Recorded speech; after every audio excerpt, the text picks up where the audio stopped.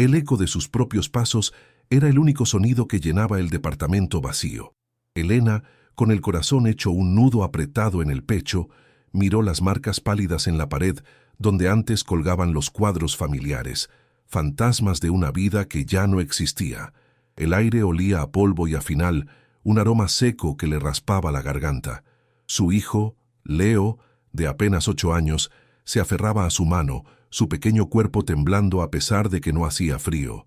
Sobre la mesada de la cocina, la única superficie que no parecía cubierta por una capa de tristeza, yacía su fortuna entera, 8,700 pesos, billetes gastados, arrugados, contados una y otra vez como si la repetición pudiera, por algún milagro, multiplicar su valor. Una ola de náusea le subió desde el estómago. No era suficiente, ni para la comida de la semana, ni mucho menos para un pasaje a cualquier lugar que pudiera llamarse seguro. Era el sonido metálico de la derrota final, el tintineo de las últimas monedas antes del silencio absoluto. Sintió el frío del suelo de baldosas a través de sus zapatos gastados, un frío que parecía treparle por los huesos y anidar directamente en su alma, prometiendo un invierno que duraría para siempre.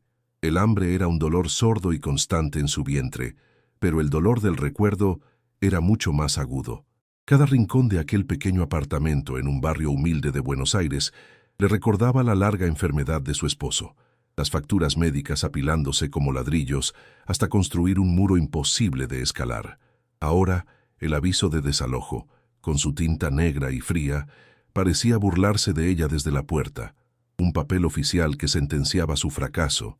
Afuera, el viento de la tarde chiflaba a través de las rendijas de la ventana, un lamento que se unía al suyo. Elena miró a Leo, que intentaba valientemente no llorar, su carita pálida y sus ojos demasiado grandes, y sintió cómo la culpa la apuñalaba. Su trabajo como costurera se había evaporado con la crisis. Su máquina de coser, antes el motor de su hogar, ahora era solo un trasto pesado y silencioso. El zumbido de la ciudad se sentía lejano, como si ya estuvieran desconectados del mundo de los vivos, flotando en un limbo de desesperación y frío. Era el final. Se habían llevado todo.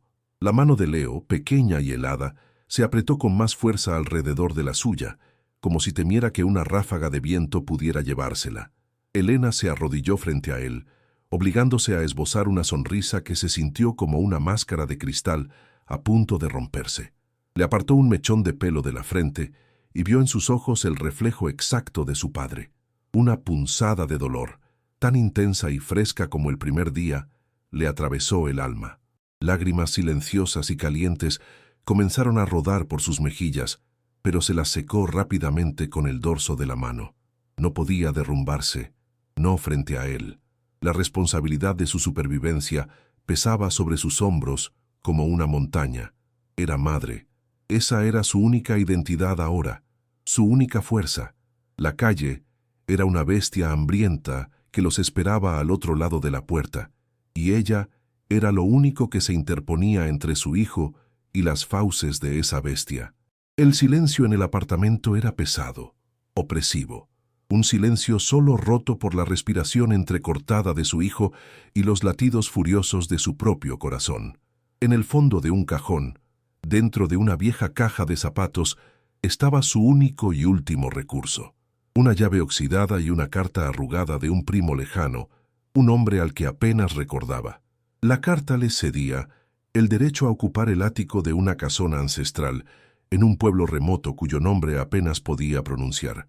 Un techo sobre sus cabezas, había escrito el primo, ansioso por deshacerse de cualquier responsabilidad. Elena sintió un escalofrío recorrerle la espina dorsal. Nunca había visto esa casa. Solo sabía que era un lugar en ruinas, abandonado por generaciones, un símbolo de la decadencia de una rama de su familia. No era una esperanza, era un salto al vacío. La idea de abandonar Buenos Aires, la única ciudad que conocían, para enterrarse en un lugar olvidado por el tiempo, le provocaba un terror profundo. Pero el sonido de una sirena de policía a lo lejos le recordó que el terror ya vivía con ellos. La alternativa era dormir en un portal, expuestos a la indiferencia y al peligro. La llave se sentía increíblemente pesada en su mano, pesaba como una condena, pero también como la única opción. Recogió las pocas pertenencias que les quedaban y las metió en una vieja maleta de cartón amarrada con una soga. La ropa olía a humedad. Los pocos juguetes de Leo parecían tristes y descoloridos. Su máquina de coser se quedó atrás, un monumento a la vida que habían perdido. De pie en el umbral, con Leo pegado a su pierna y la maleta en la otra mano, Elena le dio una última mirada al espacio vacío. La luz gris del atardecer dibujaba largas sombras en el suelo, como dedos que intentaban retenerlos. Respiró hondo, llenando sus pulmones con el aire viciado de su fracaso. Luego exhaló lentamente, como si pudiera expulsar el miedo junto con el aire. Giró la llave en la cerradura por última vez. El clic metálico resonó en el pasillo desierto como un disparo. Había tomado una decisión. El futuro era una página en blanco y aterradora, pero quedarse era una sentencia de muerte. ¿Qué harías tú en su lugar? Con un hijo que proteger y el abismo a tus pies, ¿te atreverías a apostar tu única y última esperanza en un lugar que ni siquiera conoces?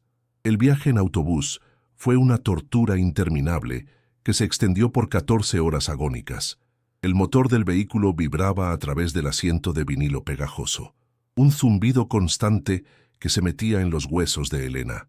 El aire dentro era una mezcla rancia de sudor humano, comida barata y los gases del diésel que se filtraban por alguna parte. Los 8.700 pesos, su fortuna entera, se habían convertido en 2 trozos de papel que le dieron acceso a este purgatorio rodante. Leo, agotado por la tensión de los últimos días, se había quedado dormido con la cabeza en su regazo. Su respiración suave era el único consuelo en medio del caos. Cada kilómetro que los alejaba de Buenos Aires se sentía como un corte, una amputación de su vida pasada.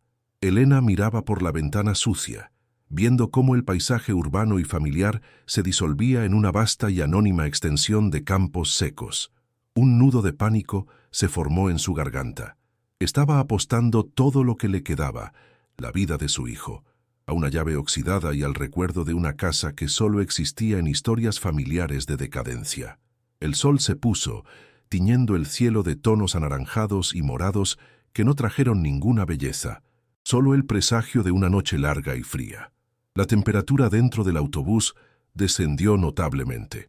Elena se quitó su única chaqueta y la usó para cubrir a Leo, sintiendo inmediatamente el frío penetrar su delgada blusa. El traqueteo incesante de una ventana mal ajustada era la banda sonora de su huida, un ritmo monótono que marcaba el paso hacia lo desconocido. Se sentía completamente sola, una isla de miedo en un mar de extraños que dormitaban o hablaban en susurros. Aferraba la llave oxidada en el bolsillo de su pantalón, su forma irregular presionando contra su muslo, un recordatorio constante y metálico de su decisión. ¿Era una llave a la salvación o a una prisión aún peor? La duda era un veneno que se extendía lentamente por sus venas, haciendo que su corazón latiera con una ansiedad febril. Su estómago, ya vacío, se contrajo con fuerza. El hambre y el miedo eran una combinación terrible, una bestia de 2 cabezas que la devoraba desde adentro. Llegaron al amanecer. La parada de autobús no era una estación, ni siquiera un refugio, era simplemente un poste de metal oxidado al costado de una carretera de tierra solitaria. El vehículo se alejó, levantando una nube de polvo rojizo que los envolvió antes de dejarlos en un silencio casi absoluto. El aire era radicalmente diferente al de la ciudad.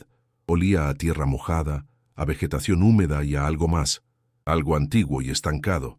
El silencio no era pacífico, era pesado, opresivo, como si el propio aire estuviera conteniendo la respiración. No había nadie a la vista, solo campos que se extendían hasta un horizonte brumoso y un camino de tierra que serpenteaba hacia una arboleda distante. Elena sintió un escalofrío que no tenía nada que ver con la temperatura.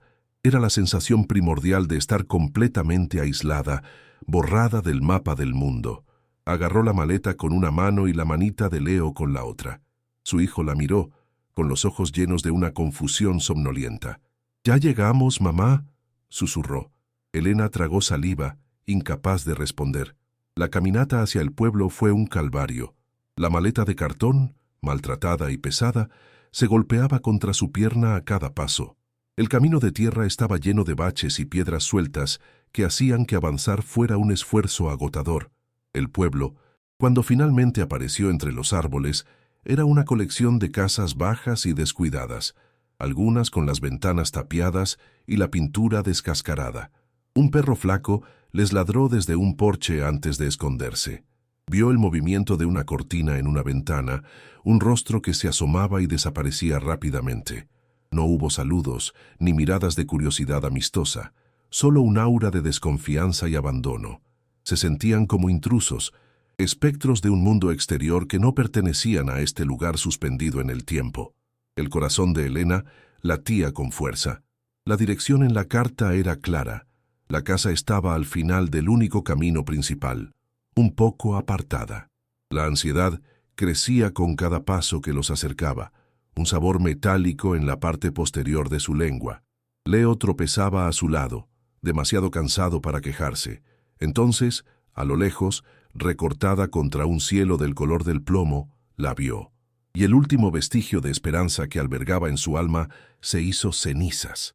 No era una casa, era un esqueleto, una monstruosidad de madera podrida y piedra desmoronada que se alzaba como una lápida gigante.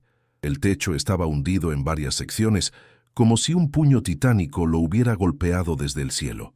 Las ventanas eran cuencas vacías y oscuras que parecían observar su llegada con una malevolencia silenciosa. La vegetación salvaje había trepado por las paredes, hiedra y enredaderas que parecían estrangular la estructura, tirando de ella hacia la tierra. Era mucho peor de lo que había imaginado en sus peores pesadillas. La carta de su primo, con su despreocupada oferta de un techo sobre sus cabezas, ahora se sentía como la broma más cruel del universo. Un sollozo seco se atascó en la garganta de Elena. Se detuvo en seco, la maleta cayendo de su mano con un ruido sordo. El terror la paralizó. Había arrastrado a su hijo a las ruinas de una tumba. El olor llegó antes que ellos, un miasma de podredumbre y humedad que flotaba en el aire. Con un esfuerzo sobrehumano, Elena se obligó a moverse, a cerrar la distancia que los separaba de esa visión de pesadilla. La verja de hierro forjado colgaba de una sola bisagra oxidada, gimiendo lastimeramente con la brisa. El jardín era una selva enmarañada de malas hierbas y arbustos espinosos que les arañaban la ropa mientras avanzaban hacia el porche. La madera del suelo del porche crujió y se hundió peligrosamente bajo su peso. La puerta principal, una enorme pieza de roble oscuro, estaba hinchada y agrietada, con la pintura verde desconchada como piel enferma. Elena levantó una mano temblorosa y la apoyó sobre la madera fría y húmeda. Estaba temblando incontrolablemente. La idea de cruzar ese umbral era aterradora, pero la idea de dar media vuelta y volver al camino vacío, sin dinero ni a dónde ir, era simplemente imposible. Estaban atrapados. La casa era su única y horrible opción, su destino final. Tras varios empujones desesperados con el hombro, la puerta principal cedió con un gemido agónico que resonó en el interior silencioso. El aire que salió de la casa era aún peor, un golpe sofocante de polvo acumulado durante décadas, de mojo y de descomposición. Era como entrar en un pulmón enfermo. La luz que se filtraba a través de la puerta abierta apenas iluminaba un vestíbulo cavernoso.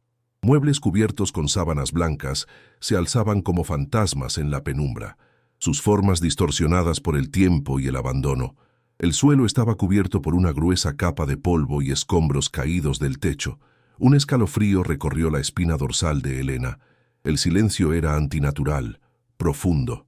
De repente, un movimiento rápido en la oscuridad, el sonido de diminutas garras arañando la madera.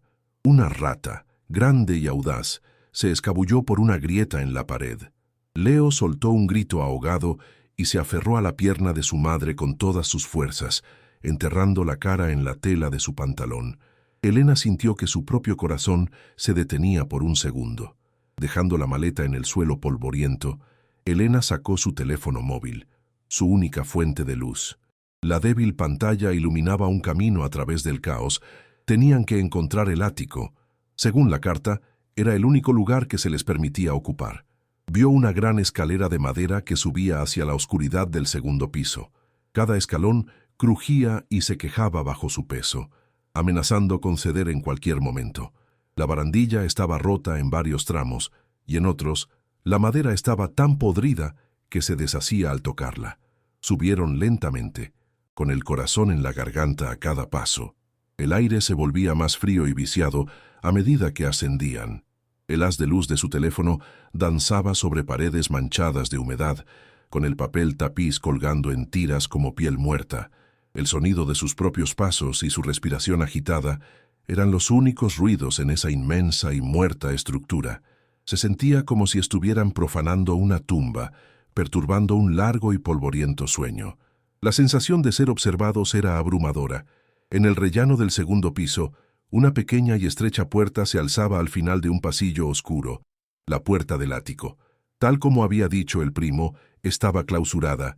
Grandes clavos de hierro, oxidados por el tiempo, habían sido martillados a través de la puerta y el marco, sellándola herméticamente. No era una puerta cerrada, era una entrada cancelada, borrada. El mensaje era claro: nadie debía entrar aquí. Durante más de 50 años, este espacio había estado sellado del mundo. Elena sintió una nueva oleada de desesperación. ¿Cómo iba a abrirla? La náusea volvió a subirle a la garganta. Buscó a tientas por el suelo, con la luz del teléfono barriendo la suciedad, y sus dedos encontraron un trozo de metal frío y pesado. Era una vieja palanqueta, dejada allí como un presagio. Con un gruñido de esfuerzo, encajó la punta en la rendija entre la puerta y el marco y empezó a hacer palanca. La madera vieja protestó, astillándose y gimiendo, pero no cedió fácilmente. El esfuerzo la dejó sin aliento, con el sudor perlando su frente. Finalmente, con un crujido espantoso de madera desgarrada y clavos rindiéndose, la puerta del ático se abrió unos centímetros. Lo primero que los golpeó fue el olor. Si el resto de la casa olía a abandono, el ático olía a muerte. Un hedor sofocante, una mezcla nauseabunda de moho negro, excrementos de roedores acumulados durante medio siglo y el olor dulzón de la descomposición de algo que no podía identificar. Era un aire tan denso que parecía sólido, un muro invisible que la empujaba hacia atrás. Elena se tapó la boca y la nariz con la manga de su chaqueta, tosiendo. La oscuridad más allá del umbral era absoluta, una negrura que la luz del teléfono parecía incapaz de penetrar, como si la propia oscuridad la estuviera absorbiendo. Leo, que se había escondido detrás de ella, empezó a llorar en silencio. Sus pequeños sollozos eran puñaladas en el corazón de su madre. La realidad de su situación la golpeó con la fuerza de un puñetazo en el estómago. Este no era un techo, era una trampa mortal. Con el alma encogida, Elena empujó la puerta por completo. El chirrido de las bisagras oxidadas fue un grito que cortó el silencio sepulcral. Dio un paso adentro, y su pie se hundió en algo blando y profundo. Bajó la luz del teléfono y vio que el suelo estaba cubierto por una alfombra de un palmo de grosor, una alfombra hecha de polvo, telarañas, hojas secas y los restos de incontables nidos de insectos y roedores. El sonido de sus pasos era sordo, ahogado, como si caminara sobre nieve sucia. El espacio era más grande de lo que esperaba, una larga buhardilla bajo el esqueleto del tejado. En el extremo opuesto, distinguió la silueta de la única ventana, completamente tapiada con tablas de madera. Una fina rendija de luz se colaba por una de las tablas, un solitario rayo de plata que atravesaba la oscuridad y hacía bailar a millones de motas de polvo en el aire, como si fueran los únicos habitantes vivos de aquel lugar olvidado. Era una escena de decadencia absoluta, el cuadro final de su fracaso. El frío era aún más intenso aquí dentro. El frío era una presencia física, un frío húmedo que se aferraba a la ropa y calaba hasta los huesos. Provenía de las múltiples goteras del techo. Aunque no llovía, el sonido constante y enloquecedor de un goteo, drip, drip, drip, resonaba en algún rincón oscuro del ático, una forma de tortura auditiva que prometía no cesar nunca. Manchas oscuras de humedad cubrían las paredes y el techo inclinado, y el olor a moho era tan fuerte que le hacía picar los ojos y la garganta. Podía oír el correteo frenético de criaturas invisibles dentro de las paredes y sobre las vigas del techo. Una vida secreta que bullía justo fuera del alcance de la vista, recordándole que no estaban solos, sino que eran los invasores en un reino de podredumbre. Elena movió la luz de su teléfono por el espacio, revelando montones de trastos viejos cubiertos de polvo, muebles rotos y cajas de cartón deshechas por la humedad. No había nada útil, nada que ofreciera el más mínimo consuelo o posibilidad de convertir este agujero en un hogar.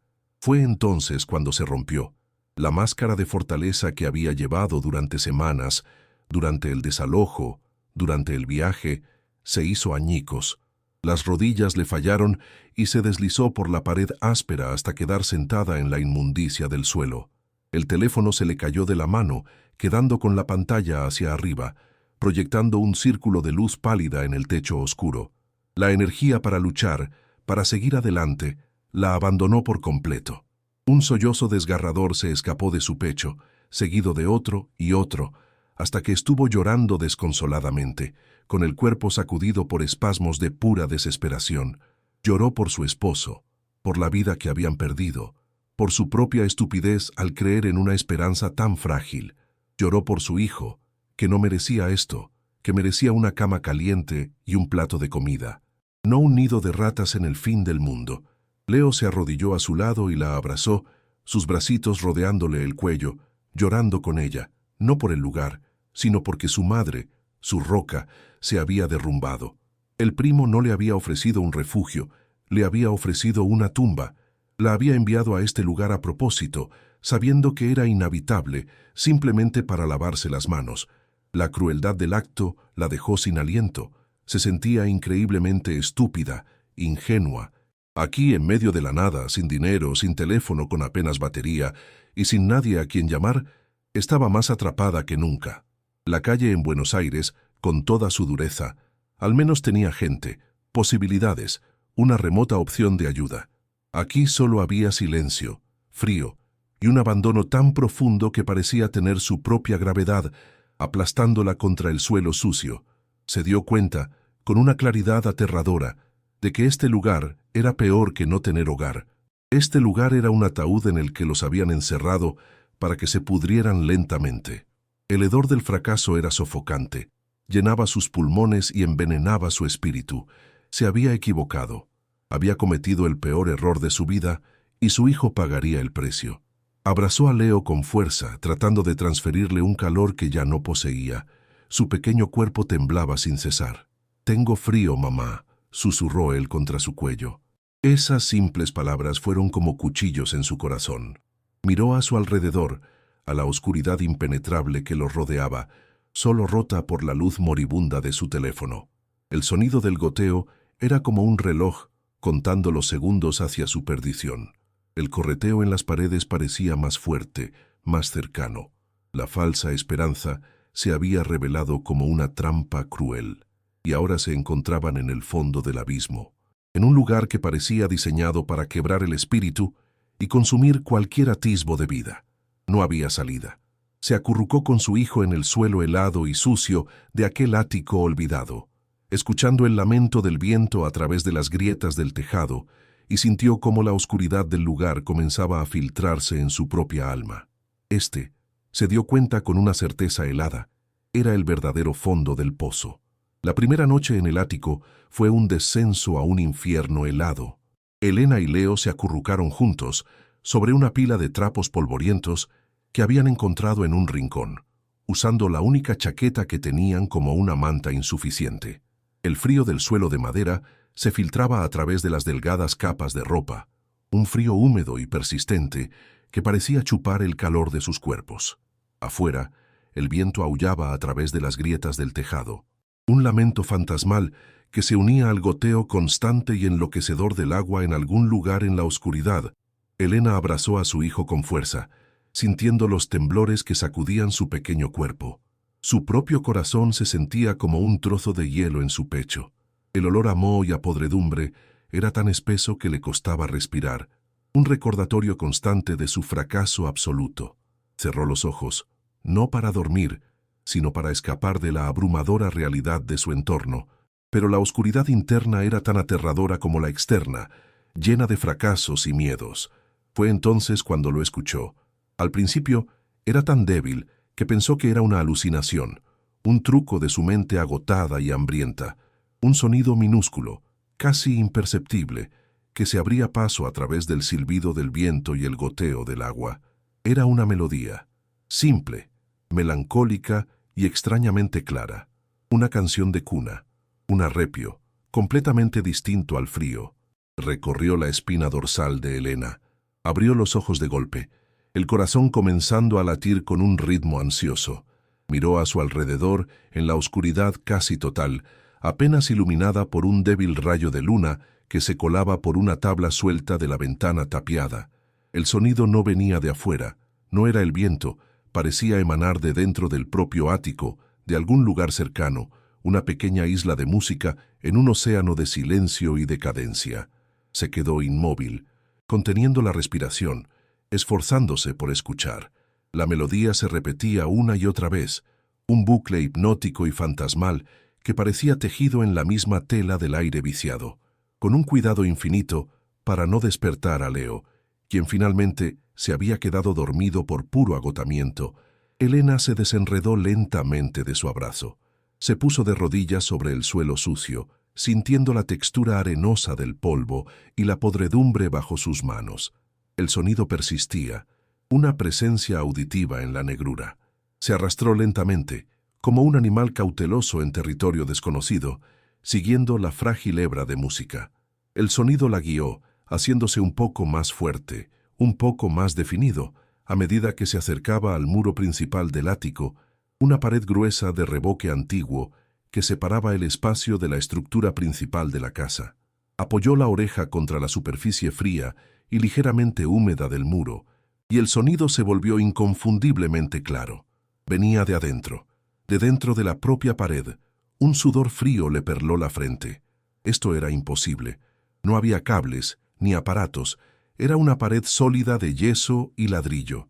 Sin embargo, la música estaba allí, atrapada, cantando su canción solitaria en la oscuridad. Su mente, antes nublada por la desesperación, ahora se enfocaba con una claridad punzante. La curiosidad, una emoción que creía muerta dentro de ella, comenzó a batallar contra el miedo. ¿Qué era aquello? ¿Un juguete olvidado? ¿Algún mecanismo antiguo? La idea era a la vez absurda y extrañamente convincente. Retiró la cabeza y, guiada por una intuición repentina, comenzó a golpear suavemente la pared con los nudillos. El sonido era sordo y sólido. Toc, toc, toc. Avanzó unos centímetros, siguiendo la fuente de la música. Toc, toc, toc. Sólido. Luego, movió la mano un poco más hacia la izquierda, al centro exacto de donde parecía provenir la melodía. Golpeó de nuevo. El sonido fue completamente diferente. Un boom bajo y resonante. Hueco, su corazón dio un vuelco. Volvió a golpear, con un poco más de fuerza. Boom, boom. Definitivamente hueco. Había un espacio vacío detrás del grueso revoque, un secreto escondido a plena vista durante más de 50 años. Una ola de adrenalina la recorrió, borrando el frío y el hambre. El recuerdo de la palanqueta de hierro que había encontrado antes, la misma que usó para forzar la puerta, apareció en su mente como una revelación. Se arrastró rápidamente por el suelo hasta el lugar donde la había dejado caer, cerca de la entrada. Sus dedos se cerraron alrededor del metal frío y pesado. El objeto, que antes había sido una herramienta de entrada desesperada, ahora se sentía como una llave. Una llave para desenterrar lo que fuera que esta casa había mantenido enterrado. Regresó al punto hueco de la pared, con la palanqueta en la mano, su respiración agitada, formando nubes de vaho en el aire helado. Por un momento dudó, el sonido de su propio corazón latiendo furiosamente en sus oídos. ¿Qué pasaría si rompía la pared? ¿Qué podría encontrar? Pero la alternativa, la de quedarse quieta y dejarse consumir por la desesperación en aquel agujero, era infinitamente más aterradora. Tomó una decisión. Apuntó la punta afilada de la palanqueta a una grieta en el revoque y, con toda la fuerza que pudo reunir, golpeó la base con la palma de su mano. El primer impacto produjo un sonido seco, un crujido que se sintió como si estuviera rompiendo los huesos de la casa. Unas finas grietas, como telarañas, se extendieron desde el punto de impacto. El olor a polvo antiguo se intensificó. Elena golpeó de nuevo, ya esta vez con más determinación. Un trozo de reboque del tamaño de su mano se desprendió y cayó al suelo con un ruido sordo, revelando la oscuridad que había detrás. La melodía fantasmal seguía sonando desde el interior, como si la invitara a continuar. Con un gruñido de esfuerzo, encajó la punta de la palanqueta en el agujero y tiró. Un gran trozo de la pared se vino abajo con un estruendo de yeso desmoronándose y polvo que explotó en una nube asfixiante. Elena retrocedió, tosiendo, agitando la mano frente a su cara para despejar el aire. Cuando el polvo comenzó a asentarse, apuntó la luz de su teléfono hacia el agujero que había creado. Detrás del reboque y las viejas tablillas de madera había una pared falsa, y en esa pared, un nicho oscuro y perfectamente rectangular. Su corazón martilleaba contra sus costillas. El miedo y la excitación eran una mezcla vertiginosa en su sangre. Había encontrado algo deliberadamente oculto. El nicho era pequeño, no más grande que un horno de microondas, y estaba completamente oscuro. Con mano temblorosa, acercó el teléfono para iluminar su interior. Lo primero que vio su luz fue un objeto de madera oscura, cubierto por una gruesa capa de polvo gris. Era una caja de música de madera, con delicadas incrustaciones de nácar que apenas brillaban bajo la suciedad. Una pequeña manivela de latón sobresalía de un costado. Era la fuente de la música.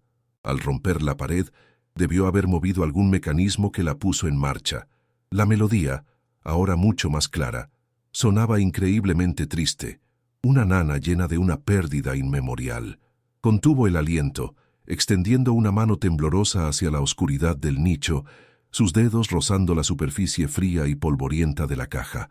Con un cuidado infinito, como si estuviera manejando un artefacto sagrado, sacó la caja de música del nicho.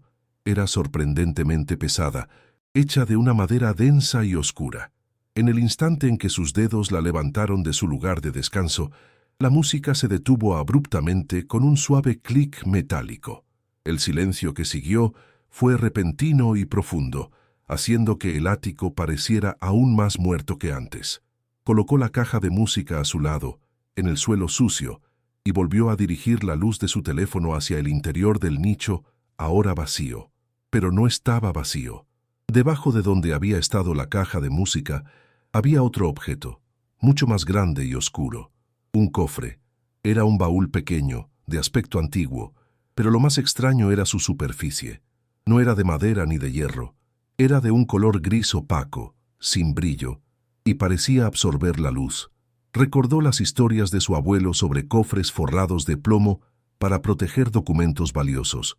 El pulso se le aceleró. ¿Documentos o algo más? ¿Dinero? ¿Joyas? La esperanza, esa emoción traicionera y terrible, floreció violentamente en su pecho. ¿Y si esto era la solución? ¿Y si algún ancestro excéntrico había escondido la fortuna familiar aquí, esperando a que alguien la encontrara? La idea era una locura, un cuento de hadas, pero en su situación desesperada, se aferró a ella con todas sus fuerzas. El cofre era increíblemente pesado. Tuvo que usar ambas manos y toda su fuerza para arrastrarlo fuera del nicho y colocarlo en el suelo del ático. El sonido sordo de su base de plomo al chocar con la madera fue un sonido de finalidad. Se arrodilló frente a él con la respiración entrecortada. No tenía cerradura, solo un par de pestillos de latón ennegrecidos por el tiempo. Sus dedos, cubiertos de polvo de yeso, temblaban tanto que apenas pudo manipularlos. Por un instante, el miedo la paralizó. ¿Y si al abrirlo desataba algo terrible? Pero la imagen del rostro pálido y dormido de Leo le dio el coraje que necesitaba. Tenía que saberlo. Con un chirrido metálico que protestaba por décadas de inactividad, el primer pestillo cedió. Luego, el segundo. Elena posó sus manos sobre la tapa pesada, sintiendo el frío inerte del plomo bajo sus palmas. Tomó una profunda bocanada del aire viciado y levantó la tapa. Esta se abrió con un gemido largo y agónico, como si la casa misma estuviera exhalando un secreto guardado durante demasiado tiempo. Inmediatamente, un olor diferente llenó sus fosas nasales. No era el olor a moho del ático, sino un aroma seco, casi académico, el olor a papel viejo, a cuero curtido y a tinta desvanecida. Inclinándose, apuntó la luz de su teléfono hacia el interior del cofre, y su corazón, que había estado latiendo con la esperanza de encontrar oro o joyas, se hundió en su estómago con una decepción tan amarga que casi le provoca náuseas. No había tesoros. No había monedas brillantes ni gemas relucientes. El cofre estaba lleno hasta el borde de papeles. La decepción fue un golpe físico, dejándola sin aire. Se quedó mirando el contenido, sintiendo cómo las lágrimas de frustración comenzaban a picarle en los ojos. Todo ese esfuerzo, todo ese miedo. Para esto, el cofre contenía varios libros grandes, encuadernados en cuero oscuro y agrietado, apilados uno encima del otro. Al lado de los libros había un fajo de cartas, atadas con lo que una vez debió ser una cinta de seda de un color vivo, ahora desvaída a un tono pálido y fantasmal. Se sentía como una idiota. Había dejado volar su imaginación, soñando con una salvación milagrosa, solo para encontrar un montón de basura vieja. Con un suspiro de derrota, alargó la mano y cogió el libro que estaba en la parte superior. El cuero se sentía seco y quebradizo bajo sus dedos. La cubierta estaba en blanco, sin título ni marca alguna. Lo abrió por una página al azar. La luz de su teléfono iluminó una caligrafía pulcra y apretada. Columnas de fechas, nombres y cifras. A primera vista, parecían registros comerciales o de una propiedad, nombres que no reconocía, seguidos de números que no tenían sentido para ella. Hojeó varias páginas. Era todo igual. Una contabilidad meticulosa y aburrida. Era un libro de contabilidad. Dejó el libro a un lado con un gesto de impaciencia y cogió el fajo de cartas. La cinta de seda se deshizo en polvo en cuanto la tocó, liberando las hojas amarillentas. La primera carta estaba escrita con una caligrafía diferente, más elegante y fluida. Una mano femenina. El papel era frágil, casi transparente por el paso del tiempo. Comenzó a leer las primeras líneas, sus ojos esforzándose por descifrar la tinta descolorida. A quien encuentre esto, ruego a Dios que tenga un alma compasiva. No puedo llevar este secreto a la tumba. Debo confesar el horror del que he sido testigo y cómplice silenciosa. Elena sintió un escalofrío. Esto no era basura. Esto era una confesión. De repente, comprendió. El tesoro no era oro. El tesoro era la verdad. Y por el tono de esas primeras palabras, era una verdad terrible y peligrosa. La luz moribunda del teléfono temblaba en sus manos, proyectando sombras danzantes sobre el papel amarillento y frágil. La caligrafía de su bisabuela, una mujer que solo conocía por una fotografía descolorida, ahora era una voz que gritaba desde el pasado. Con cada palabra que leía, el aire del ático parecía volverse más frío, más pesado. La carta era una confesión febril, escrita con una tinta que parecía diluida en lágrimas y miedo. Describía noches rotas por el sonido de motores de vehículos pesados que llegaban sin luces, el crujido de botas sobre la grava y voces de mando, duras y metálicas. Elena sintió como la náusea le subía a la garganta. La carta no hablaba de invitados, sino de cargamento. Personas encapuchadas, arrastradas desde la parte trasera de los camiones hacia el sótano de la casona. Su propio hogar ancestral. La confesión era clara. Su bisabuelo, el patriarca de la familia, un poderoso terrateniente, había cedido su propiedad como un centro clandestino de detención durante la dictadura. Su corazón se encogió. El horror de la confesión la golpeó como una pared de hielo. La bisabuela describía los sonidos que se filtraban a través de las gruesas paredes de piedra. No eran gritos, escribía. Eso habría sido casi un alivio.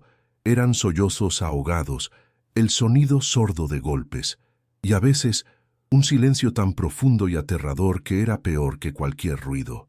Ella vivía en los pisos superiores, prisionera en su propia casa, obligada a ignorar el infierno que se desarrollaba bajo sus pies.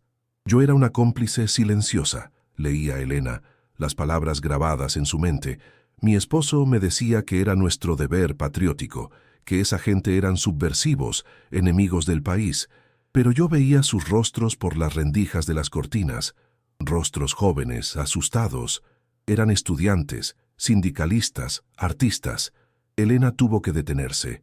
el papel temblando violentamente en sus manos. Podía oler el miedo en esas palabras, un hedor a pánico que había sobrevivido 60 años atrapado en una caja de plomo. El ático ya no era solo un lugar abandonado, era el mausoleo de un secreto. Dejó las cartas a un lado, sintiéndose manchada por la revelación, y tomó uno de los pesados libros de contabilidad.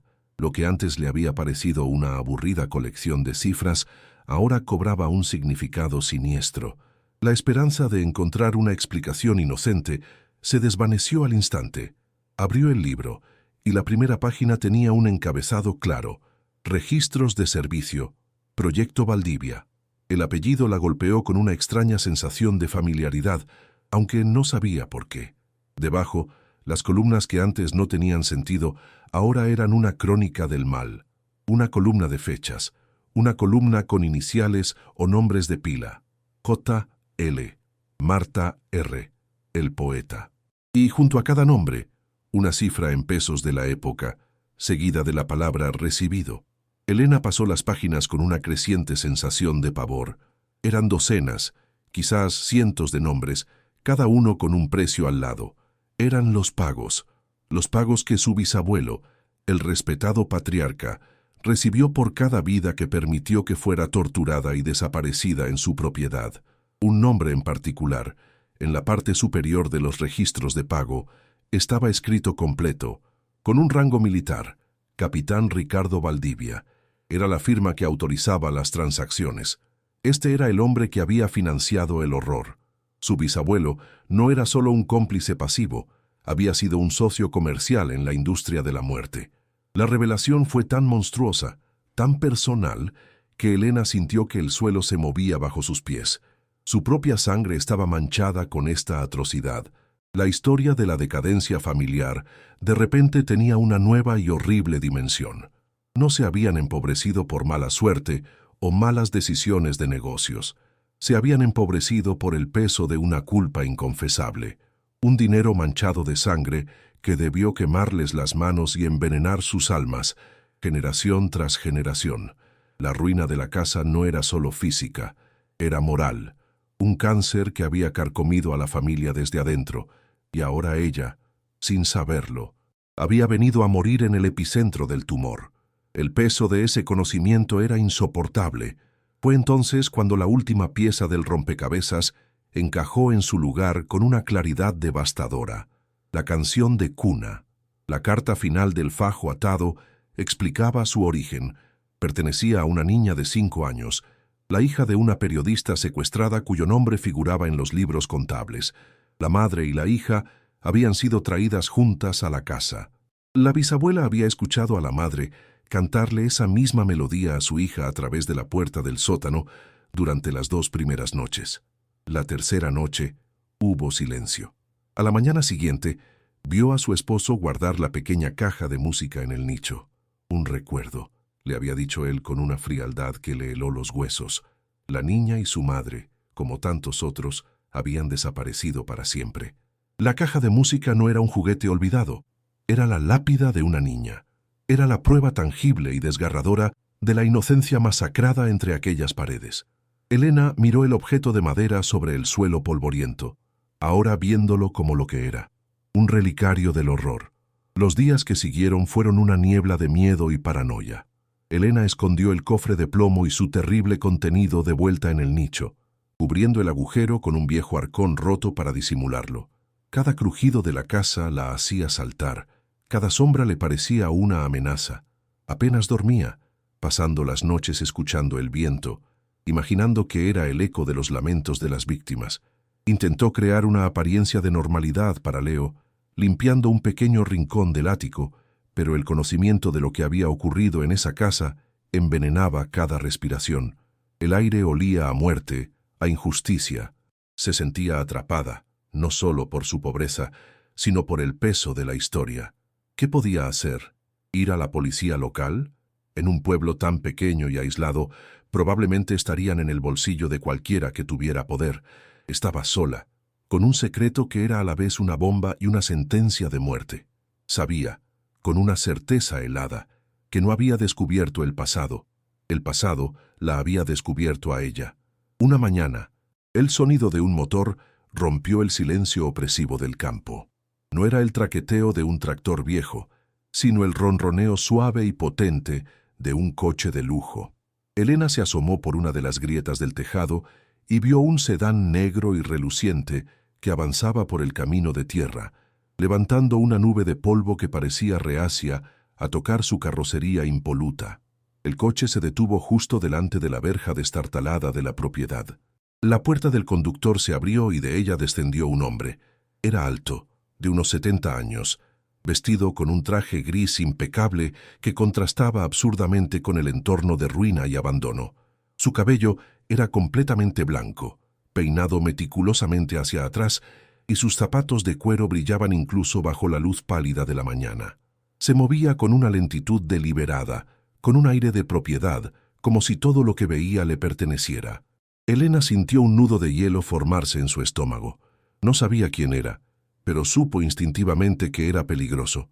La forma en que examinaba la casa no era con curiosidad, sino con cálculo.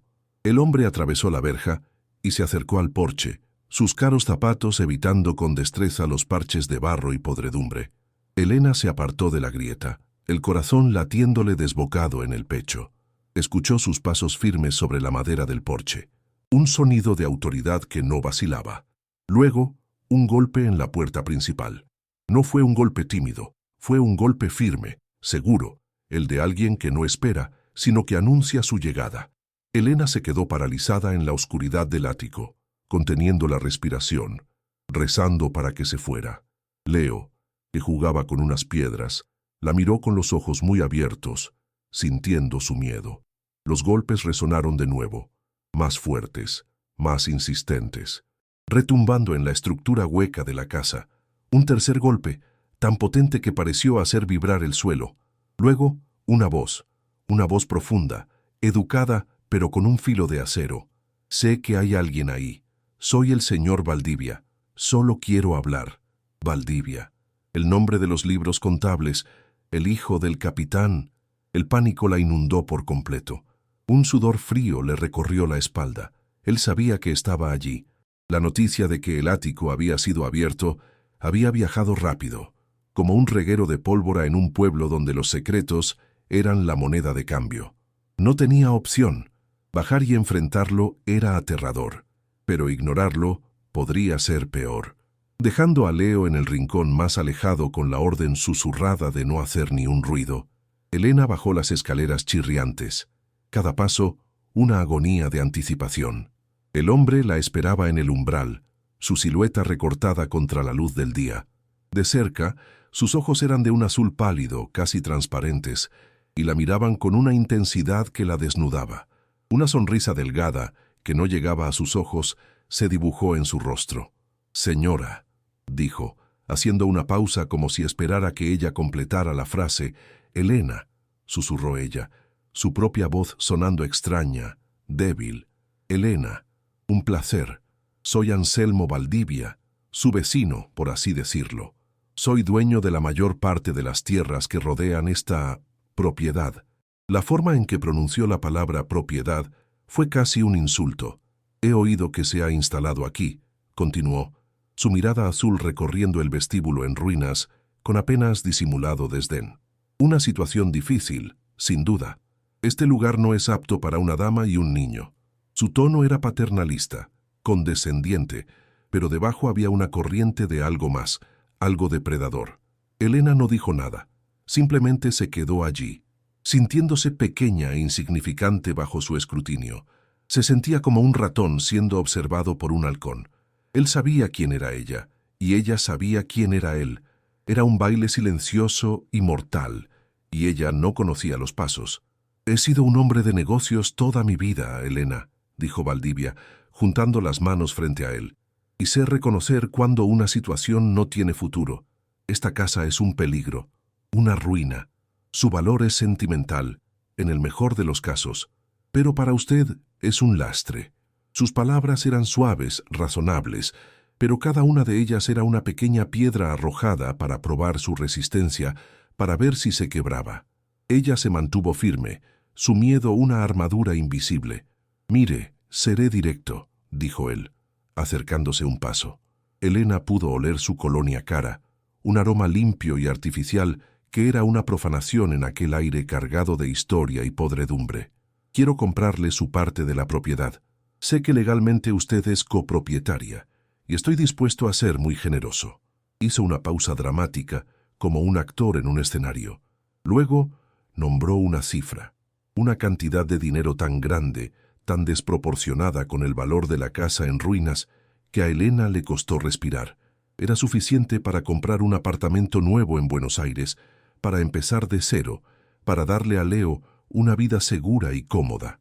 Era la solución a todos sus problemas. Era una tentación brillante y cegadora, una cuerda de oro lanzada al pozo en el que se estaba ahogando.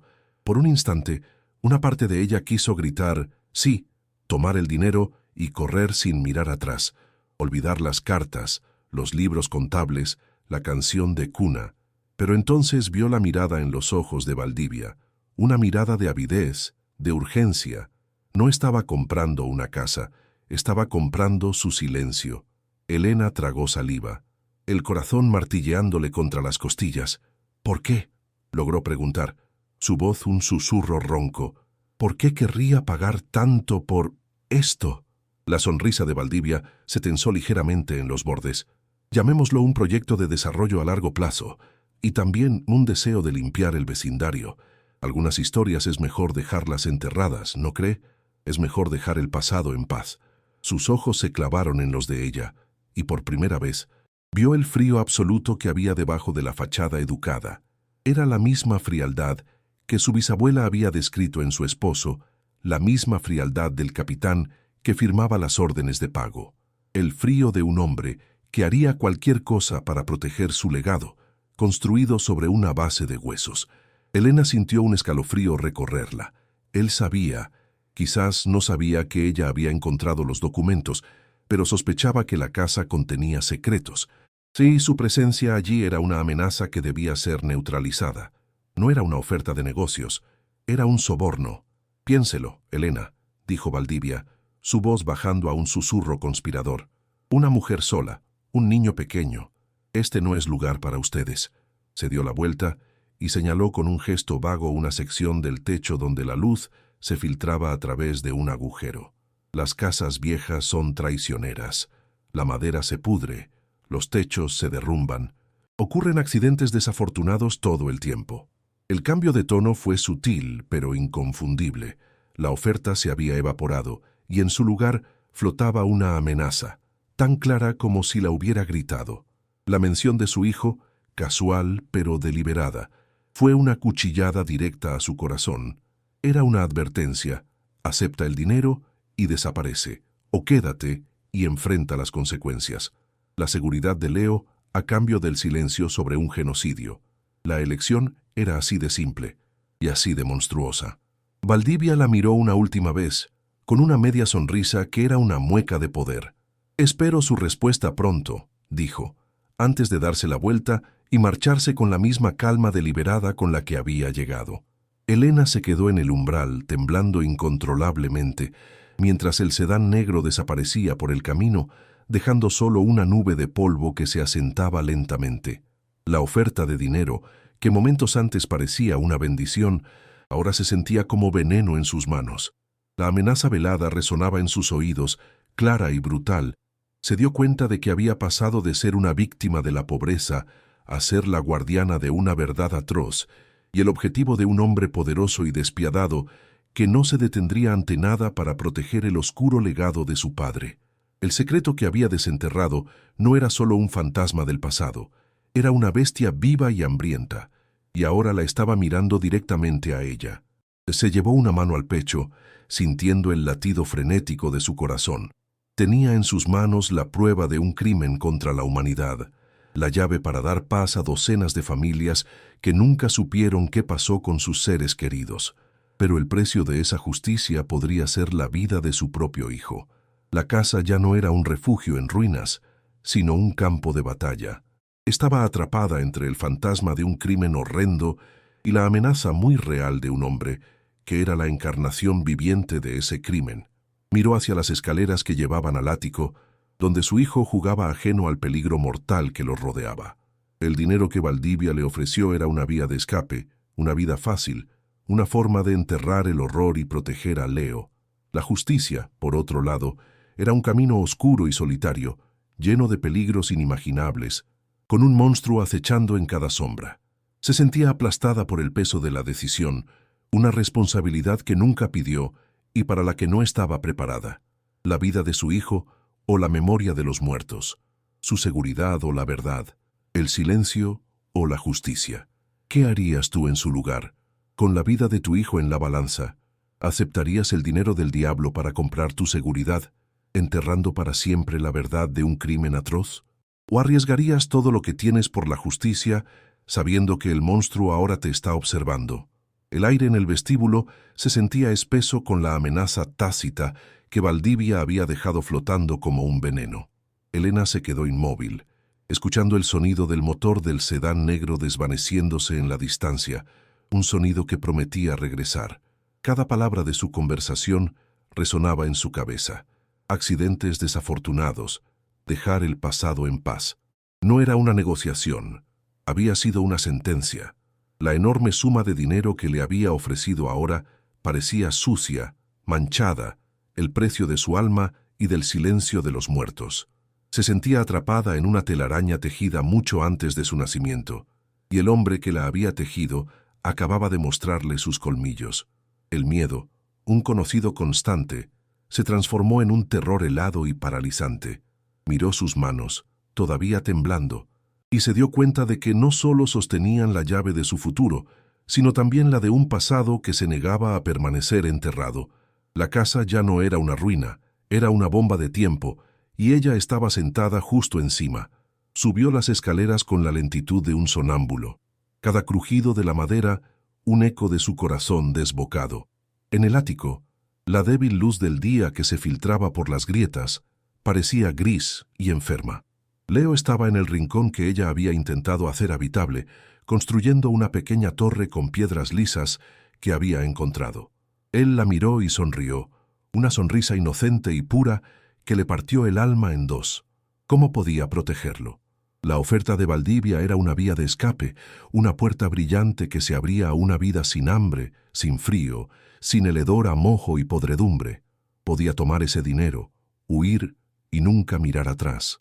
Podía comprarle a Leo un futuro seguro, lejos de las garras de este pueblo y sus fantasmas.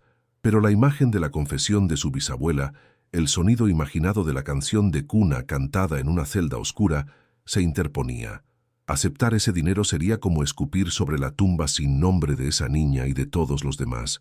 Sería convertirse en cómplice, igual que su bisabuelo. La paranoia se apoderó de ella. Se sentía observada desde todos los ángulos. ¿Había hombres de Valdivia vigilando la casa desde el bosque? Cada sombra que se movía era una amenaza. La vasta soledad del campo, que antes había sido opresiva, ahora era abiertamente hostil. Era un tablero de ajedrez gigante y ella era un peón solitario frente a un rey poderoso. No tenía a dónde ir. Volver a Buenos Aires era imposible. Quedarse era una sentencia de muerte. El dilema era una tortura, una elección entre la seguridad física de su hijo y la salvación de su propia alma. Se arrodilló junto a Leo y lo abrazó con una fuerza desesperada, inhalando el olor infantil de su cabello. Él era real. Él era todo lo que importaba, pero la verdad que había descubierto también era real, un grito silencioso que exigía ser escuchado. Sintió como si las almas perdidas de la casa estuvieran susurrándole, pidiéndole que no las traicionara, que no dejara que su sacrificio fuera en vano. Estaba atrapada entre los vivos y los muertos. Entonces, un recuerdo fugaz surgió en su mente agotada. Durante la caminata desde la parada del autobús, antes de llegar al pueblo, había visto algo. A un costado del camino, escondida entre un grupo de sauces llorones, había una pequeña choza de madera, apenas más grande que una habitación. Recordaba haber visto un delgado hilo de humo blanco ascendiendo de su chimenea de ladrillos, una señal de vida solitaria en medio de la desolación.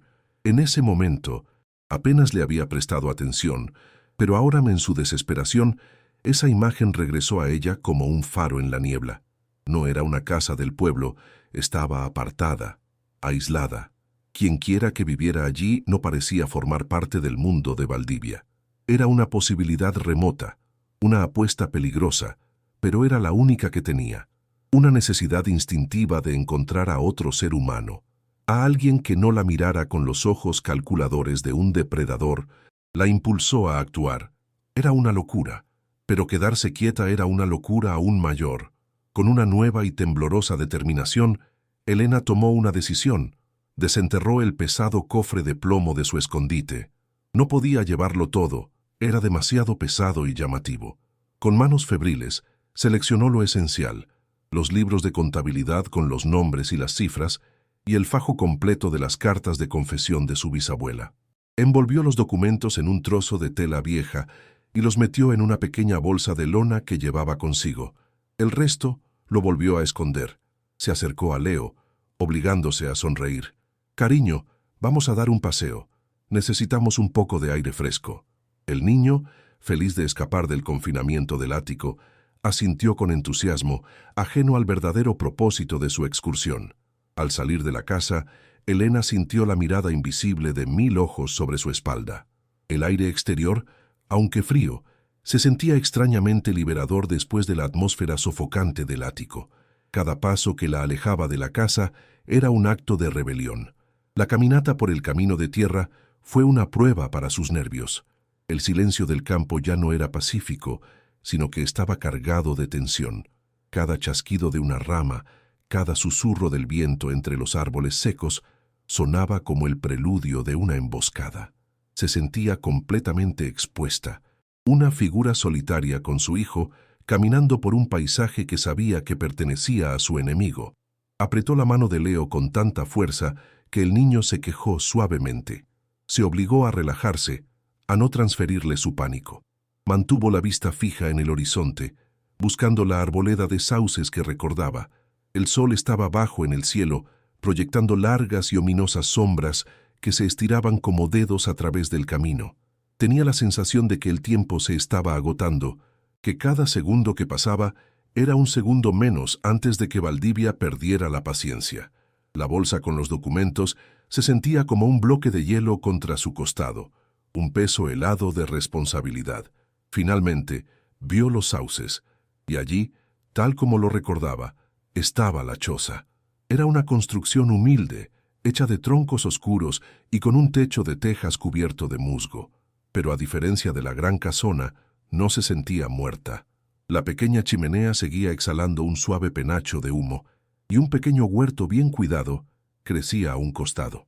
En el porche delantero, sentado en una mecedora tosca, había un hombre. Era increíblemente viejo, su piel como un mapa arrugado de color cuero, sus manos nudosas y artríticas, aferradas a un trozo de madera que estaba tallando con un pequeño cuchillo. Cuando se acercaron, el hombre levantó la vista. Sus ojos, enmarcados por un millar de arrugas, eran de un azul pálido, pero a diferencia de los de Valdivia, no eran fríos, eran agudos, claros y llenos de una sabiduría antigua. No mostró sorpresa al verlos, solo una calma expectante, como si los hubiera estado esperando toda su vida. El cuchillo dejó de moverse, los observó acercarse en silencio. El hombre no se levantó, simplemente observó a Elena y a Leo detenerse frente a su pequeño jardín. El silencio se alargó, roto solo por el susurro del viento. Elena sintió que el corazón le latía en la garganta. ¿Había cometido un terrible error? ¿Era este hombre otro de los peones de Valdivia? Pero su postura no era amenazante, solo quieta. Finalmente, él habló, y su voz fue un sonido que no esperaba, una carraspera baja y áspera, como piedras rozando entre sí, pero no hostil. «La hija de la casa grande», dijo. No fue una pregunta, sino una afirmación. Sabía que alguien vendría tarde o temprano. 50 años es mucho tiempo para que un secreto duerma. Hizo un gesto con su mano nudosa hacia un banco de madera cruda junto a él. «Siéntese, el camino es largo». La invitación fue simple, directa. Elena, sintiendo que no tenía otra opción, guió a Leo hacia el porche y se sentó en el borde del banco, la bolsa de lona apretada con fuerza en su regazo. El anciano se llamaba Isidro. Elena se sentó rígidamente en el banco, el cuerpo tenso como una cuerda de violín. El anciano, Isidro, volvió a su talla, virutas de madera cayendo suavemente sobre las tablas del porche. No la presionó para que hablara, simplemente esperó, creando un espacio de silencio que era extrañamente reconfortante, no opresivo. Por primera vez en días, Elena no se sentía como una presa. Este hombre, con su rostro curtido por 100 años de sol y viento, emanaba una especie de calma terrenal, una conexión con ese lugar que era mucho más profunda que la propiedad legal de Valdivia. Aún así, las palabras no salían. El miedo la había dejado muda. ¿Cómo empezar a explicar la locura de los últimos días, el descubrimiento, la amenaza, el terror que la consumía? Isidro pareció sentir su lucha interna. Dejó el cuchillo a un lado y la miró directamente. «El miedo es un mal consejero», dijo suavemente, «pero a veces es lo único que nos mantiene vivos. Usted tiene miedo, y tiene buenas razones para tenerlo». Las sencillas palabras de Isidro, su reconocimiento de su miedo, rompieron la presa dentro de ella. Las palabras empezaron a salir, primero en un susurro entrecortado, luego en un torrente desesperado. Le contó sobre la visita de Valdivia, su oferta desmesurada por la casa, la forma en que su mirada fría parecía atravesarla. Le contó la amenaza velada, la mención de accidentes desafortunados y el escalofriante énfasis en que era una madre sola con un hijo pequeño. Mientras hablaba, Isidro no la interrumpió. Solo asentía lentamente, su rostro una máscara impasible de arrugas, sus ojos claros fijos en ella, absorbiendo cada palabra. No mostró sorpresa, solo una profunda y antigua tristeza, como si estuviera escuchando una historia que ya conocía de memoria. Era la confirmación silenciosa que ella necesitaba desesperadamente. No estaba loca, el peligro era real, su instinto no la había engañado. Valdivia era exactamente el monstruo que ella creía que era, y este anciano lo sabía. Cuando terminó de hablar sobre la amenaza, se hizo un silencio. Isidro suspiró, un sonido largo y pesado que pareció venir de lo más profundo de sus pulmones. Valdivia, repitió el nombre como si fuera una maldición. El hijo del capitán. Ha pasado toda su vida comprando silencio, comprando tierra, comprando gente, comprando almas. Cree que si posee todo lo que rodea esa casa, puede borrar lo que su padre hizo allí. Las palabras de Isidro golpearon a Elena con la fuerza de un golpe físico. Confirmó su peor sospecha. La conexión era directa, innegable. El imperio de Anselmo Valdivia estaba construido sobre los cimientos podridos de los crímenes de su padre, sintiendo que había encontrado, si no un amigo, al menos un enemigo del enemigo. Elena tomó el riesgo final. Abrió la bolsa de lona y sacó una de las hojas del libro de contabilidad, la que tenía el nombre del capitán Valdivia claramente escrito. Se la tendió al anciano sin decir una palabra. Su mano temblaba visiblemente. Isidro tomó el papel con una mano sorprendentemente firme. Sus ojos, que habían visto casi un siglo, recorrieron las columnas de nombres y cifras. Elena vio cómo el poco color que había en su rostro se desvanecía, dejándolo con la palidez de la cera. Un temblor recorrió su cuerpo anciano. Sus labios se movieron en silencio, como si estuviera leyendo los nombres de fantasmas que conocía. Su rostro, antes una máscara de calma, se contrajo en una mueca de dolor profundo, de una culpa que había estado fermentando durante más de medio siglo. Dejó caer el papel sobre su regazo como si le quemara los dedos. «Dios me perdone», susurró su voz ahora un hilo apenas audible. «Yo lo sabía. No todo, pero lo sabía». Levantó la vista hacia Elena y en sus ojos había lágrimas. «Yo era solo un muchacho, el peón de la estancia. Trabajaba para su bisabuelo. Era demasiado joven, demasiado asustado para entender, pero los vi. Vi los camiones llegar de noche, sin luces. Escuché cosas que un hombre nunca debería oír». La confesión de Isidro llenó los vacíos de la historia con detalles vívidos y aterradores. Describió el miedo que impregnaba la estancia, un silencio pesado que caía sobre todos los trabajadores cada vez que llegaba el capitán Valdivia. Describió cómo su patrón, el bisabuelo de Elena, se había transformado de un hombre severo pero justo en una figura sombría y retraída. Sus ojos, siempre evitando los de los demás. Isidro confesó que había vivido 60 años con la culpa de su silencio, un gusano que le había carcomido el alma. La gente del pueblo, muchos de los cuales ahora trabajaban para Valdivia, lo marginaban, lo llamaban el viejo loco que vivía con los fantasmas, pero él no estaba loco, simplemente recordaba. El terror era tan palpable, tan omnipresente, que nadie se atrevía a hablar. Callar era sobrevivir. Pero el silencio no borra la sangre, niña, dijo, su voz recuperando algo de su fuerza. Solo la deja pudrirse bajo tierra. Y Valdivia lo sabe. Su mirada se desvió hacia el bosque que se extendía detrás de la gran casona. Fue entonces cuando Isidro le entregó la pieza final y más horrible del rompecabezas. Se inclinó hacia adelante, su voz bajando a un susurro conspirador, a pesar de que no había nadie más para escuchar. Valdivia no solo está comprando tierra para proteger el nombre de su padre, está comprando una tumba. Elena sintió que se le helaba la sangre en las venas. Él ha pasado los últimos 40 años adquiriendo cada parcela, cada hectárea alrededor de su propiedad. No es por desarrollo, es para asegurarse de que nadie cabe nunca. Isidro levantó una mano temblorosa y señaló directamente hacia el denso bosque que se alzaba oscuro y amenazante detrás de la casa de Elena. Su dedo era como una acusación. Nunca se los llevaron de allí, susurró. El capitán era un hombre práctico. Los camiones llegaban llenos, pero siempre se iban vacíos. La implicación de sus palabras era tan monstruosa que la mente de Elena se negó a procesarla por un instante. «Están allí», dijo Isidro, su voz apenas un soplo de aire. «Todos ellos, en el bosque, detrás de la casa. Hay una fosa común sin marcar. Yo nunca la vi, pero sabía. Todos lo sabíamos. Era el secreto a voces del terror. Valdivia ha dedicado toda su vida a asegurarse de que ese bosque permanezca intacto, que ninguna pala toque esa tierra. La verdad la golpeó con la fuerza de una ola helada, dejándola sin aliento. El bosque no era solo un bosque, era un cementerio. La tierra sobre la que había caminado, la tierra que legalmente le pertenecía en parte, era sagrada y profanada.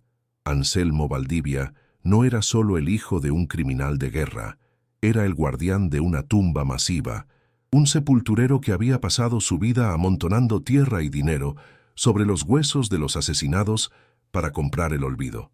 Ahora, la urgencia de Valdivia, su oferta desproporcionada, su amenaza, todo cobraba un sentido perfecto y aterrador. Ella no era solo una amenaza para su reputación, era una amenaza para la tumba misma. La revelación de Isidro lo cambió todo. El problema ya no era histórico, un crimen antiguo encerrado en papeles amarillentos.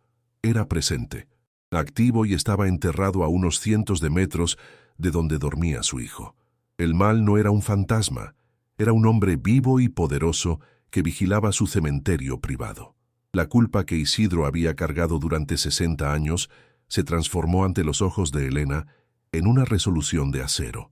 El anciano se enderezó en su silla, la fragilidad desapareciendo de su postura. «Ese hombre no se detendrá ante nada», dijo con una certeza escalofriante. «La amenaza que te hizo no era una advertencia, era una promesa. No esperará a que tomes una decisión. Actuará, y lo hará pronto. Probablemente esta misma noche. Vendrá a por esos papeles y a por ti para asegurarse de tu silencio». El pánico volvió a apoderarse de Elena, pero esta vez estaba mezclado con la determinación fría que veía en los ojos del anciano. Ya no estaba sola en su conocimiento. «No puedes volver a esa casa y esperar», continuó Isidro, su mente ahora aguda y táctica. «Sería un suicidio. Tienes que desaparecer, pero no puedes usar el camino. Él lo estará vigilando». Se puso de pie con un esfuerzo y caminó hasta el borde de su porche, mirando hacia la casona a lo lejos. «Hay una manera», dijo, casi para sí mismo. Se volvió hacia Elena. En la parte trasera del ático, el tejado está más bajo. Hay un panel de madera suelto, detrás de donde crecía la chimenea vieja. Siempre estuvo suelto. Elena lo miró, confundida. «¿Y qué?», preguntó. «Y por esa pared trasera», continuó Isidro, sus ojos brillando con una luz febril, «crece una enredadera de hiedra vieja como la casa misma. Sus ramas son gruesas como el brazo de un hombre.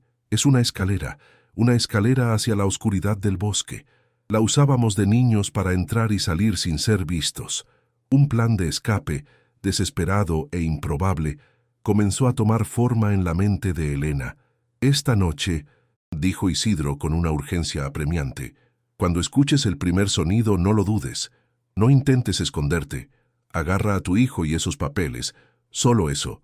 Ve a la parte trasera del ático. Abre ese panel y baja por la hiedra. No mires hacia abajo. Solo baja. El bosque estará oscuro como la boca de un lobo, pero te esconderá. Ellos no te seguirán allí de noche. Le tienen demasiado miedo a las historias, a los fantasmas que ellos mismos crearon. Le dio instrucciones precisas, un camino a través de los árboles que la llevaría de regreso a su choza, donde estaría a salvo, al menos temporalmente. Vendrán por ti, niña. No para hablar. Vendrán para terminar lo que el capitán empezó. Tu única oportunidad es no estar allí cuando lleguen. La conversación había pasado de la confesión al consejo de guerra en cuestión de minutos. La supervivencia había reemplazado al duelo. Isidro le estaba dando la única arma que tenía, una oportunidad de huir. Armada con el plan de Isidro y un pequeño cargador solar que el anciano le dio para su teléfono moribundo, Elena regresó a la casona. El sol del atardecer pintaba el cielo de un rojo sangriento, un presagio de la noche que se avecinaba.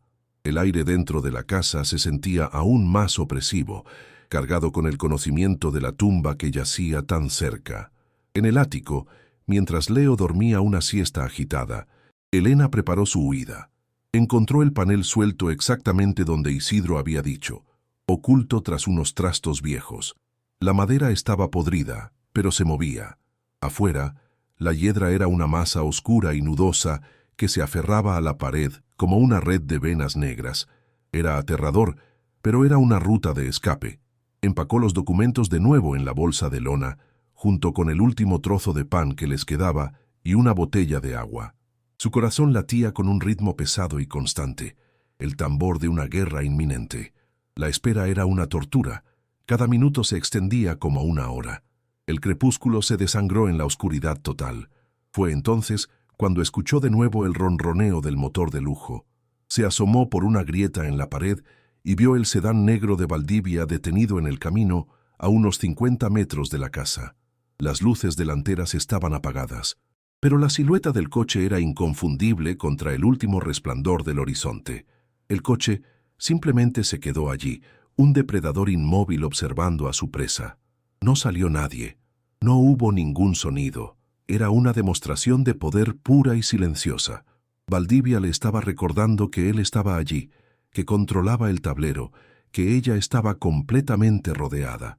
El terror psicológico era casi tan efectivo como la violencia física. Elena se apartó de la grieta, sintiendo un sudor frío recorrerle la espalda. Sabía que esta era su última oportunidad para rendirse, para salir agitando una bandera blanca, pero la imagen de la fosa en el bosque se quemó en su mente. Después de 10 minutos que parecieron una eternidad, el coche arrancó y se alejó lentamente. La partida del coche no trajo alivio, solo la certeza de que el siguiente movimiento sería definitivo. Unas horas más tarde, en la profundidad de la noche, un sonido desconocido rompió el silencio del ático, el zumbido agudo y electrónico de su teléfono móvil. Se había cargado lo suficiente con el pequeño panel solar de Isidro. El corazón le dio un vuelco. La pantalla iluminó la oscuridad con un brillo fantasmal, mostrando número bloqueado. Sus manos temblaban tanto que casi se le cae. Sabía quién era. Con un dedo helado, deslizó la pantalla para contestar. El silencio en la línea duró solo un segundo. Luego escuchó la voz de Valdivia, despojada ahora de cualquier falsa cortesía. Era fría, plana y mortal. 24 horas, Elena, dijo, su voz un silbido venenoso. Tiene hasta mañana al atardecer para aceptar mi generosa oferta. Si intenta hacer alguna estupidez, me aseguraré de que usted y su hijo se conviertan en otro mal recuerdo de esta casa. No habrá una tercera oportunidad. La línea quedó muerta. El clic final resonó en el silencio como un disparo. Elena se quedó mirando el teléfono. La amenaza de Valdivia grabada a fuego en su cerebro. Se conviertan en otro mal recuerdo de esta casa. La frase era una sentencia de muerte explícita. Sabía, con una certeza absoluta, que le helaba los huesos, que él no iba a esperar 24 horas. La llamada había sido un mero formalismo, un último acto de crueldad sádica para disfrutar de su terror.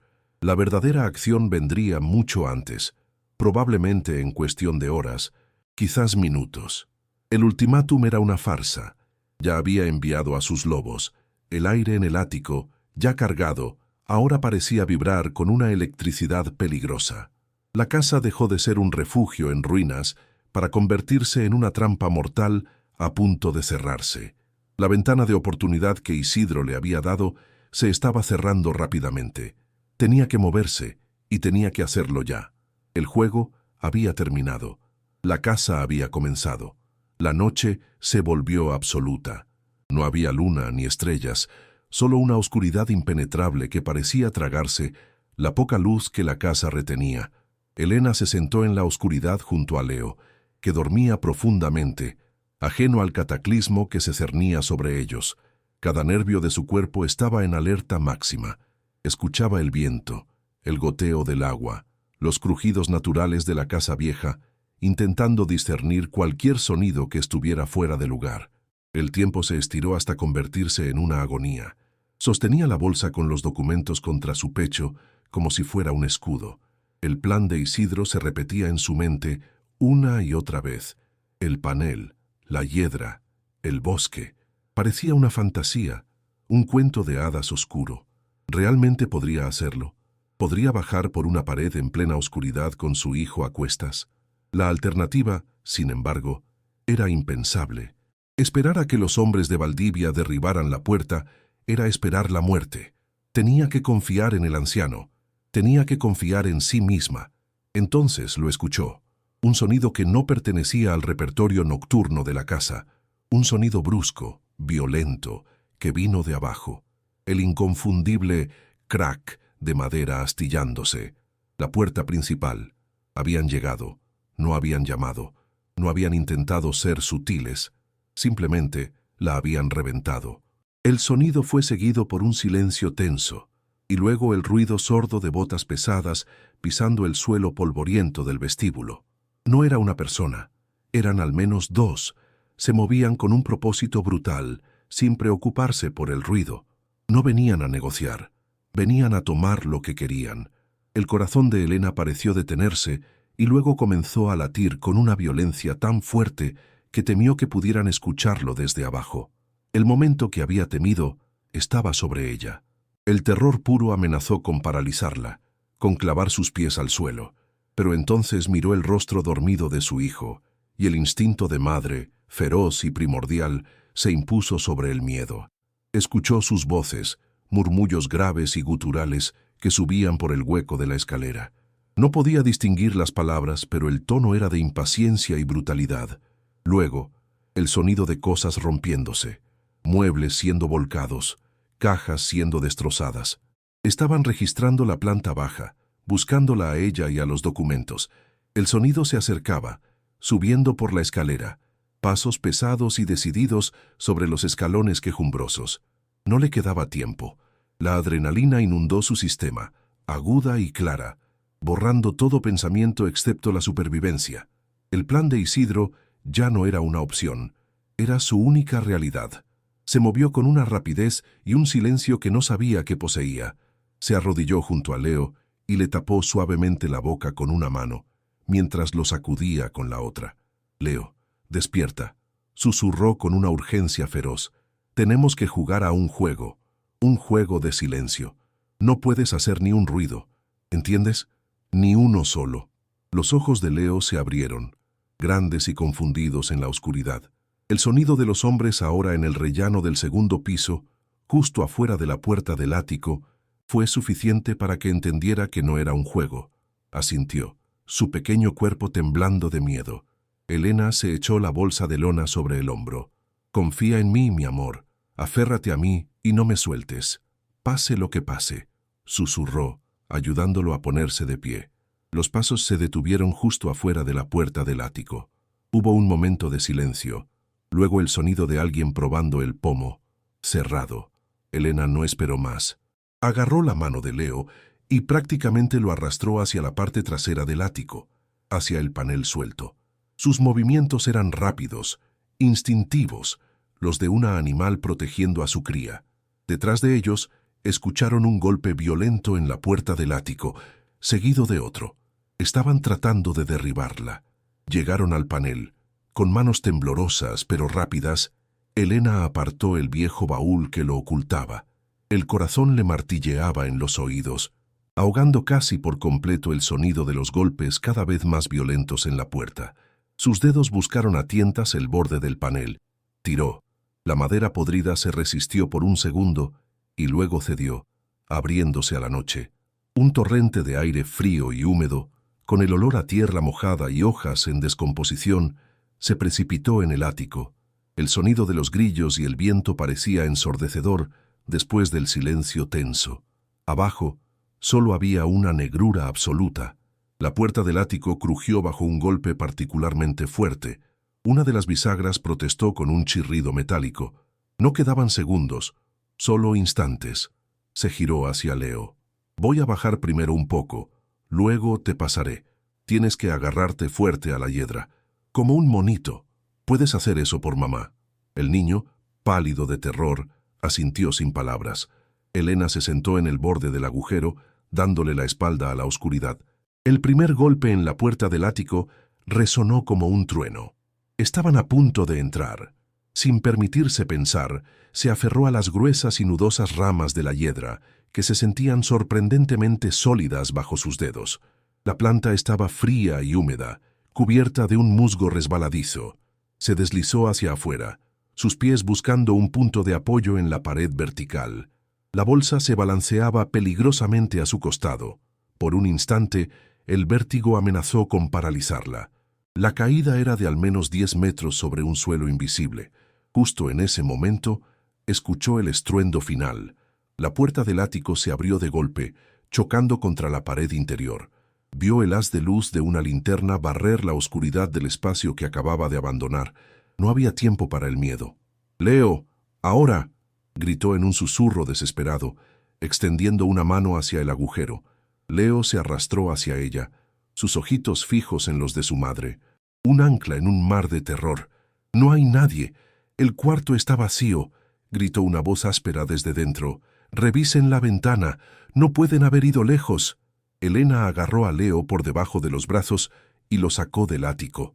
Por un segundo horrible, el niño quedó suspendido sobre el abismo. «¡Agárrate a mí! ¡No me sueltes!», le ordenó, su voz temblando. Leo envolvió sus brazos y piernas alrededor de ella, como un koala, enterrando su rostro en su cuello, temblando incontrolablemente. El peso combinado era casi insoportable. Sus músculos gritaban en protesta. El haz de luz de la linterna se asomó por el agujero sobre ellos. Ahí están, por la pared. Sin mirar hacia arriba, ignorando el grito de triunfo del hombre, Elena comenzó a descender.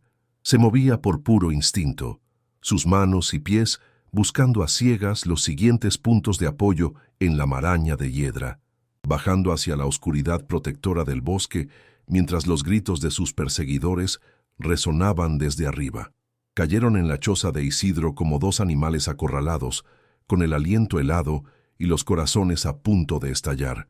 Elena se derrumbó en el suelo de tierra apisonada, atrayendo a Leo hacia sí, cuyo cuerpo entero temblaba sin control. El olor a leña quemada y a hierbas secas llenaba el pequeño espacio, un aroma a vida que contrastaba brutalmente con el hedor a tumba de la casona.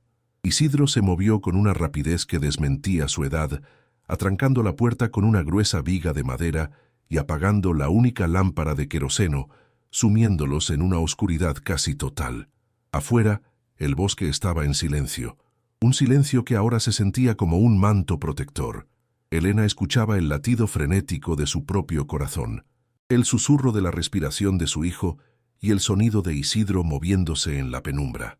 El anciano se acercó a un rincón y sus dedos encontraron el auricular de plástico de un viejo teléfono negro, un artefacto de otra era conectado a un cable que serpenteaba por la pared. El sonido metálico y antinatural del disco al girar fue el primer sonido de la justicia. Isidro habló en voz baja pero con una urgencia que cortaba el aire. Elena solo podía oír su parte de la conversación, una letanía de palabras que eran a la vez una súplica y una orden. «Soy yo, el tío Isidro. Sí, sé la hora que es, pero no hay tiempo. Escúchame, sobrino. Se trata de la estancia de los Fuentes, los crímenes de la dictadura. Tengo a la heredera aquí conmigo, y tiene las pruebas. No, no sospechas. Libros de contabilidad, cartas, nombres, pagos. El nombre de tu abuelo está en ellos, Ricardo Valdivia». Hubo una pausa, y Elena pudo sentir la tensión a través del silencio. «Y la fosa, sí, la fosa, está aquí, siempre ha estado aquí. Tienes que venir, pero no a la policía local. Están comprados, todos. Tienes que venir tú, con tu gente, los federales. Es ahora o nunca, muchacho». Él sabe que ella sabe. Colgó el teléfono sin esperar respuesta. El clic del auricular al volver a su base fue un sonido de finalidad absoluta. Se había lanzado el dado. Ahora solo quedaba esperar, atrapados entre un pasado desenterrado y un futuro incierto. La espera hasta el amanecer fue la noche más larga de la vida de Elena. Se sentaron en la oscuridad, en un silencio solo roto por el crepitar ocasional de las brasas en el hogar. Leo, agotado por el terror y la huida, finalmente se durmió en su regazo, su pequeño cuerpo pesado y cálido. Elena lo abrazó, su única ancla en un mar de miedo. Afuera, cada susurro del viento, cada chasquido de una rama, era una amenaza potencial. Imaginaba a los hombres de Valdivia peinando el bosque, sus linternas cortando la oscuridad. Isidro se sentó en su mecedora junto a la puerta atrancada, inmóvil como una estatua de granito, una vieja escopeta de caza apoyada en su regazo. No hablaba, pero su presencia era una fortaleza. Elena apretó contra su pecho la bolsa que contenía los documentos. Esos papeles amarillentos eran su condena y su única salvación. Un agotamiento profundo, más allá de lo físico, la invadía. Pero debajo del miedo, una nueva sensación comenzaba a arder, una furia fría y una determinación de acero. No iba a dejar que ganaran, no después de todo esto. El amanecer llegó no con una explosión de luz, sino como un lento desvanecimiento de la oscuridad. Un gris pálido se filtró a través de las pequeñas ventanas de la choza, revelando los rostros cansados y sucios de sus ocupantes. Entonces, un nuevo sonido rompió el silencio de la mañana. No era el motor de un tractor ni el sedán de Valdivia. Era el zumbido discreto de múltiples vehículos acercándose por el camino de tierra. Elena sintió un nudo de pánico, pero Isidro le puso una mano tranquilizadora en el hombro. «Son ellos», susurró. A través de una rendija en la pared, Elena vio no a la policía local, sino a varias camionetas sin insignias y coches oscuros que se detenían a una distancia respetuosa. De ellos descendieron hombres y mujeres vestidos de civil y con equipo táctico, moviéndose con una eficiencia silenciosa y profesional que contrastaba con la brutalidad de los matones de Valdivia. Una mujer alta, de rostro severo y ojos inteligentes, se separó del grupo y caminó sola hacia la choza. El poder acababa de cambiar de manos. La redada fue un operativo de precisión quirúrgica. Mientras la fiscal federal, la sobrina de Isidro, escuchaba el relato de Elena y examinaba los documentos con una gravedad solemne. Los equipos tácticos se movilizaron. Evitando por completo el pueblo, un grupo se dirigió directamente a la opulenta mansión de Anselmo Valdivia. No hubo negociación ni advertencia. Las puertas fueron derribadas al amanecer. La imagen que luego describirían los medios de comunicación quedó grabada en la mente de Elena. El temido y poderoso señor Valdivia, el hombre que controlaba vidas y destinos con una llamada telefónica, fue sacado de su cama de sábanas de seda. Su rostro, habitualmente una máscara de control impasible, era una mezcla de incredulidad y furia impotente.